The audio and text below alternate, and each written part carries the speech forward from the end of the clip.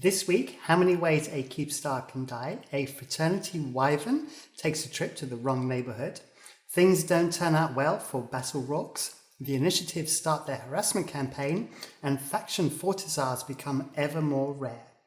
I'm Frost, this is your weekly EVE Online War Update. Welcome back. So in the world of sob warfare, things have actually been quite quiet in Delve in the last week, but that's not to say that there have not been events happening, and I'm going to bring you up to date. So first up, this happened during the release of my last video, so this would have been Monday the 7th, and what happened was the Keepstar in QY1E was being anchored. If you remember, it was dropped on the Sunday, that's Sunday the 6th, and on Monday the 7th it was being anchored. So this is clearly a CTA, everybody kind of gets rolled in for this to make sure it gets protected. So let me jump up to my little box, there we go, we've got Dotland in front of us, thank you Walari. And then you can see right here, down the bottom here, there we go, QY1E, this is where the Keepstar was being dropped. The reason why it was being dropped is to provide a jump point for super capitals to be able to then bridge into period basis to then hopefully kill the Goon Keepstar that's in HIX4, which is a couple of jumps in from TN25, because it's too far to jump in just one go in super carriers. And so as a consequence of that, 2,500 people formed on the PAPI side, and as it turned out, it was uncontested. The Goonswarm did not, or the Imperium did not show up to fight over the anchoring of this Keepstar. So what do you do when you have 2,500 people mobilized with nothing to do? Well, PAPI decided to test out the defenses in 1DQ1-A. So just as a reminder, if you're not up to date, staging of PAPI is in T5Z right here, and 1DQ1 is kind of the fortress, the capital system of the Empire of Goonswarm in particular. And so literally 2,500 pilots bridged into 1DQ and went and attacked the Sinojammer and the Sino Beacon, I think? Yeah, I think so. It was definitely the Sinojammer. And the main purpose of this was to try and see what the defenses were like on a flash form for Goonswarm. So it's very opportunistic and just kind of testing things out. And it was quite impressive actually. So I actually have a battle report right here. And as you can see from the battle report, 43 billion loss to, there we go, 43 billion loss to PAPI versus 30 billion loss to the Imperium. But what was really interesting here was how quickly the Imperium formed. And this was really a test of defenses. Now, the Sinojammer PAPI were not able to reinforce it. They were constantly pushed off. But they got to a really good idea of what the Imperium would be capable of in the event of this being kind of a planned event. So even with a flash form, they were kind of given a really hard time. So this is going to be very, very problematic down the road when it comes to the point when, you know, all the Keepstars have been, well, hopefully we'll see, maybe not, maybe they will, but the plan is obviously for all the Keepstars in Delph to be taken out. And then that just leaves a complete siege of the Empire in 1DQ1. And the other system, which is E30, which is up here, which is kind of the super capital area of the Imperium, which protects this whole back left pocket in the northwest here, which is kind of considered Helm's Deep. So that's kind of what happened on Monday. And it was kind of a big deal. And it was, you know, good fights all around, which is once again what everybody wants to see. Primarily subcaps, obviously because the Sinojammer is in place, then the PAPI can't jump in, their supers and involve and escalate. So there you go. Now, the thing that happened a few hours after I released my video, this happened the week before and it happened again this time. We had an unusual loss of a Goonswarm Keepstar. This time it was the one in WTAC-K down here in the southeast. And what actually happened, it was being unanchored, and it was in a Providence, and it got tackled, and a bunch of dreads, just a few, dropped in and managed to kill the Providence with the Keepstar in it. So that didn't kind of work out at all well, so that's another loss of a Keepstar, hence the thumbnail today of Keepstar Bingo. It's like basically how many ways can you lose a Keepstar, right?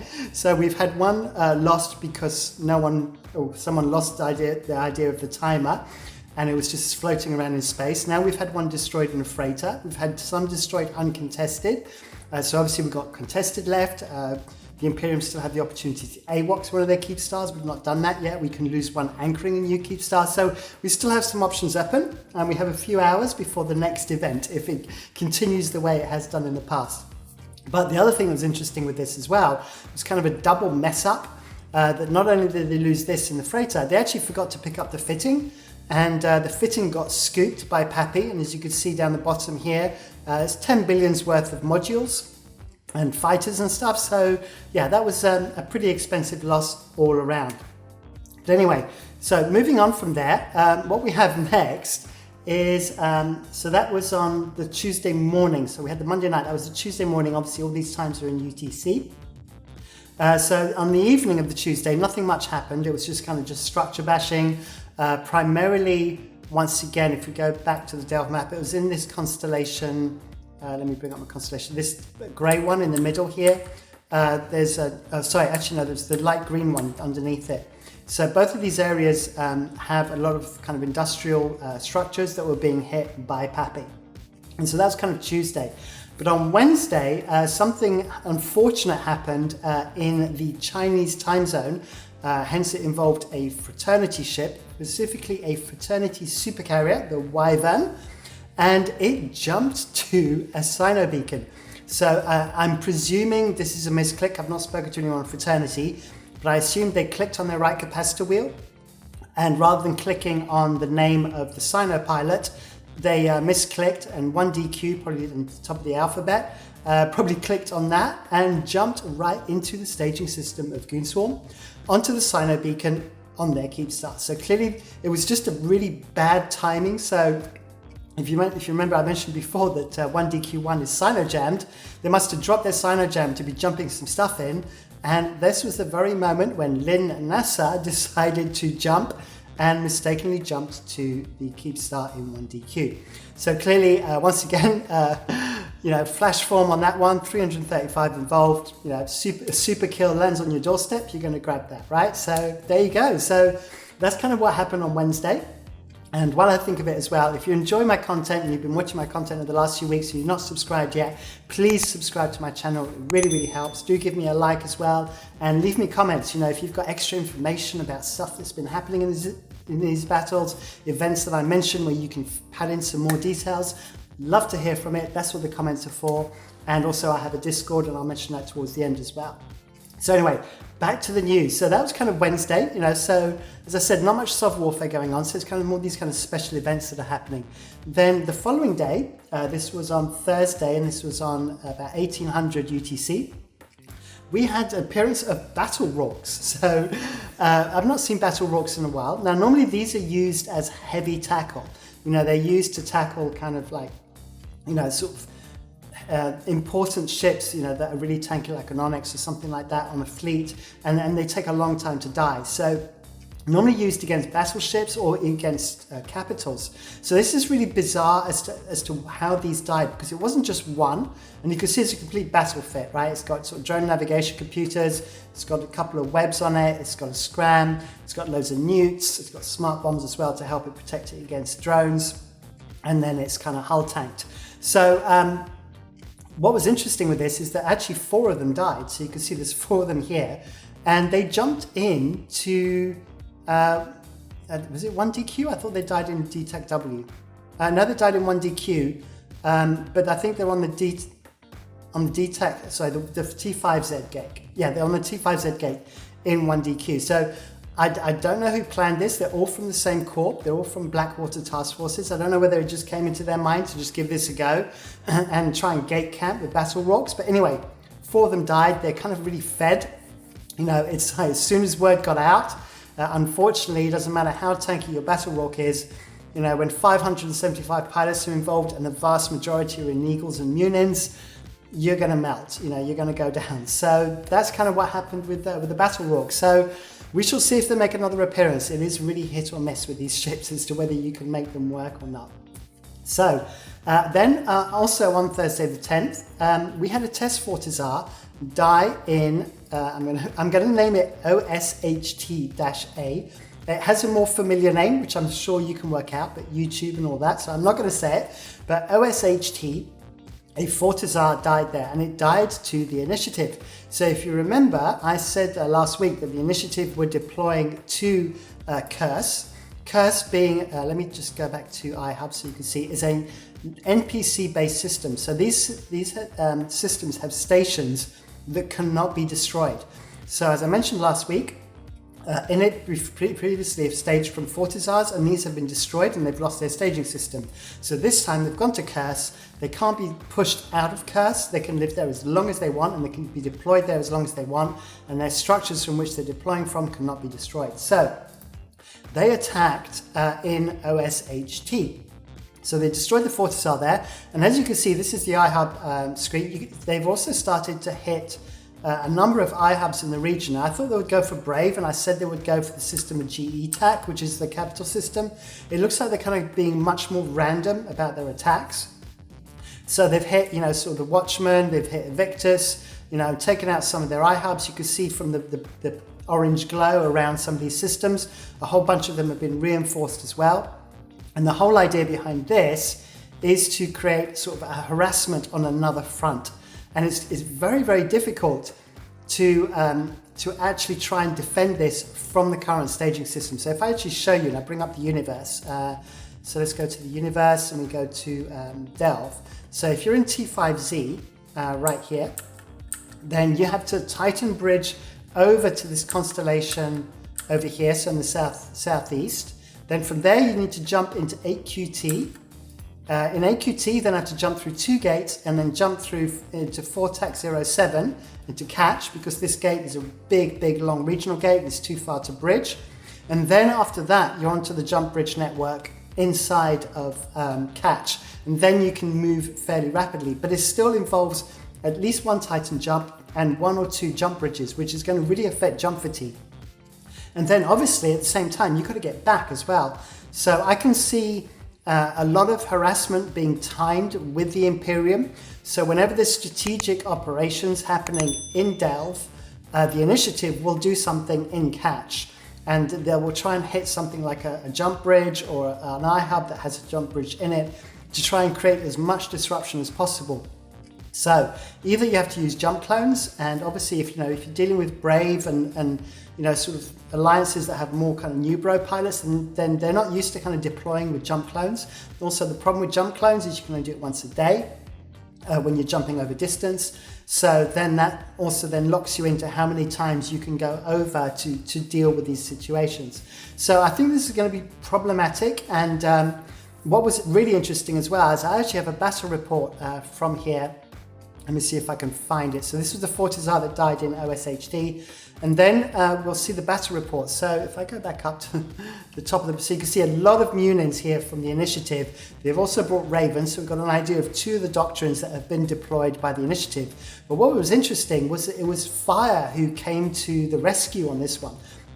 And you can see that it's XIX and Razor primarily, who are 2 of the 2 of the alliances within the Fire Coalition. And they're based in Innsmother, so they're to the east of Catch. And they obviously came over to help. Now, what's also very surprising is that they're a Russian coalition primarily. Razor is kind of more EU, but XIX is definitely Russian. And this timer was at 2100, which is really, really late. It's like 1 or 2 in the morning, possibly later, for the Russian alliance. So, they're not really in a position to protect in late EU, and definitely not in US time zone. So that's going to be interesting. So I know the Initiative are also quite EU based, but if they have a strong US contingent as well, then they'll be able to create havoc and Catch, I would imagine.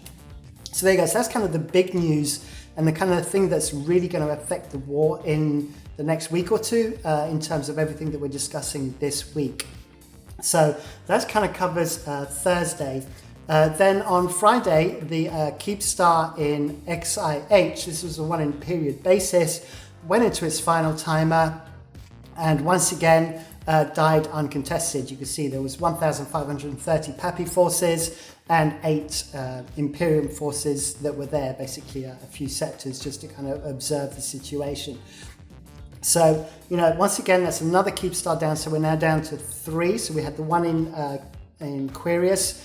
We had the one that was 4. Actually, one in Aquarius. We had the one in that was unanchored by mistake in, I think, KTAC 6. We have the one in WTAC K, which was killed in a Providence. And now we have this one down as well.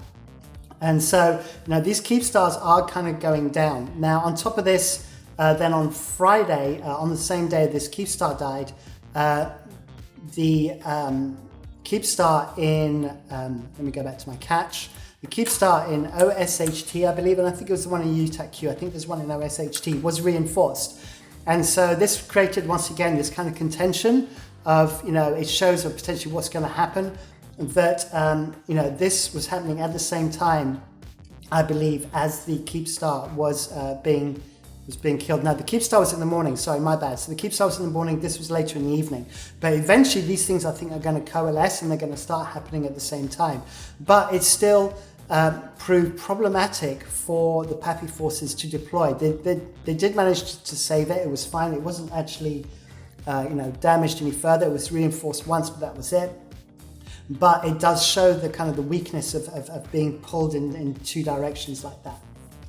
So then also during the week, PAPI have been really kind of hitting these Faction Fortizars. As I said in the initial intro, they're becoming ever more rare. So we had 5 Faction Keepstars die during the week. We had a Dracus in period basis. We had 1 Horizon one in Delve. We had 1 Marginus one in period basis in HIX as well. And then 2 Prometheus ones in period basis. So even though these aren't actually in Delve, they're not actually strategic. They're kind of more just kind of a ticking off thing. I think they're just, this is PAPI's version of harassment. So the Imperium is to deploy in it to curse. And with PAPI, it's just try to destroy as many of these Faction Fortizars that belong to Goonswarm in particular as possible. And so hence why they're attacking them, even though they're not in Delve. I mean, they don't actually serve any basis in pardon the pun, any basis in period basis because they're too far away to be of strategic value, but they are high value targets, so they're being hit. So then we're kind of coming on to what's going to happen in the week. Now, I tried to actually load the Doom Clock, and I literally, at the time I loaded this, I had a bad gateway. I'll try and reload it again. Yep, it's still not up. So I don't know whether this is just downtime, something's happened to it that's only temporary, or whether this was a decision made by the Imperium not to make this public anymore. But the main timer that's now coming up is this system here, NOL. So I believe it's in the next 3 or 4 days that the 35 days come up, and then the iHub that belongs to Northern Coalition, or NC Dot, will then have been in for 35 days, and they can put in a Sinojammer, and then this will be the next Keepstar to be attacked. So we'll know this week what happens with that. And probably by the next news update, I'll either tell you that the Goonswarm took it back, the Imperium managed to reclaim it, or that another Keepstar is now on a timer. So there we go. So over the weekend, I have to mention as well, it was a very quiet weekend, mostly town hall meetings. Obviously, the Imperium had the usual fireside, but I believe Pandemic Horde and Brave as well had kind of their meetings, council meetings, town hall meetings, alliance meetings, whatever you want to call it. So I think everybody is just trying to get everybody motivated right now, because obviously we have Cyberpunk, and Cyberpunk came out this week, and numbers dropped on both sides. It was clearly visible. And, well, obviously the leaderships on both sides need to keep this interest in the war, keep their players motivated, explain the importance of showing up for fleets, etc. So hence why I think there were so many kind of alliance meetings aimed for this weekend. There you go. So that wraps it up from me. That's it for this week. As I said halfway through the video, please do like, please subscribe, please talk to me in the comments. Also, my Discord is linked in the description. So do check out my Discord and come into my Discord and chat to me. I have people from both sides of the wars that are really contributing some information to me, which is really helpful. More is better, and it's all very well behaved. Everyone understands this is a war that's a game, and both sides are being very, very nice to each other in my Discord, and I'd like to stay it that way. So no spin from me. I think you know that by now. All right, so yeah, thank you very much for watching. Until the next one, bye.